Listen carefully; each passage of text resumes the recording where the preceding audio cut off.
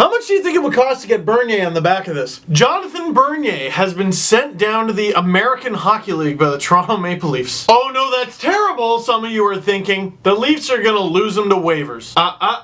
This is when Leaf fans get to enjoy all those things that New Jersey Devils fans weren't telling anybody about for years. There's a reason they call Lou Lamoriello Loophole Lou. As Sportsnet's Chris Johnson tweeted, and this is how you know it's a Lou Lamoriello move when you had to include something from the CBA in the tweet, Jonathan Bernier had to agree to be sent down. Which means, at least for the next week or two, the Leafs goaltending tandem is going to be James Reimer and Garrett Sparks. Optimus Rhyme and the All-Spark. And now a storyline that was only whispered about around a month ago is coming to the forefront. What are the Leafs going to do in net? Not just this season, but down the line. You got Jonathan Bernier making over $4 million against the salary cap this season and next. And he's not playing well at all. You got James Reimer, and that's wonderful, except he's an unrestricted free agent at the end of this season. Do you re-sign him to 1 year? Do you re-sign him long term? Or do you trade him now because he's an unrestricted free agent? You lose control of him basically after the trade deadline. I mean, you could try to trade his rights at the draft or something, but when do you ever get anything for that? And then you get Garrett Sparks, Sparkles, the All-Spark, getting a shutout in his NHL debut. No Leaf goalie has ever done that. Clearly, he's the goalie of the future. Wait!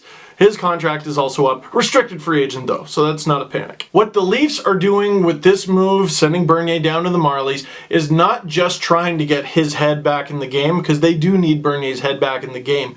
They are assessing goaltending throughout the organization. And this is something I was wondering about for so long, because with the whole downfall at the end of the season last year for the Leafs, but then the draft in the summer, so many changes were made at forward. So many changes were made on defense, at least throughout the whole organization, if not on the Leafs themselves. The goalies, same 5 guys. Bernier, Reimer, Bibeau, Gibson, Sparks. Chris Gibson was sort of the Marlies starter, kind of splitting starts with Bibeau. Lou Lamoriello comes in and goes, all right, you and 4 other people out of town for Michael Grabner. Whoa, okay, well that was the first change. Still, mostly the same. And now we're looking at a situation where the team might look completely different next season. Maybe by the end of this season. Yeah, this is fun! Remember trades? Remember uncertainty with teams? God, I miss that. And the salary cap kind of ruined everyone's fun there. But then there's Loophole Lou. No, we can still have fun and shave your mustache. The last time I can remember the Leafs doing something like this was with Jonas Gustafsson in the 2010-11 season. And while he struggled in the NHL, he allowed just 5 goals in 5 American Hockey League games. Maybe, just maybe, this could be what Jonathan Bernier needs. Could be just what the Leafs need. This is a rebuild, and whether you like it or not, hockey's a business, and Jonathan Bernier to the Toronto Maple Leafs is an asset. If you're going to trade him, you want to maximize his value. If you want to keep him, you want to make sure he's good. And the only way he's going to get good is if he plays in games, and Mike Babcock doesn't want to play him in games because, well, it's kind of scary right now. So what do you think of this decision? Do you think it's what Bernier needs? Do you think Bernier is done with the Leafs? Do you think he is done with the Leafs organization after this? And fans of other teams, do you think this is fair? Because, you know, it's within the rules.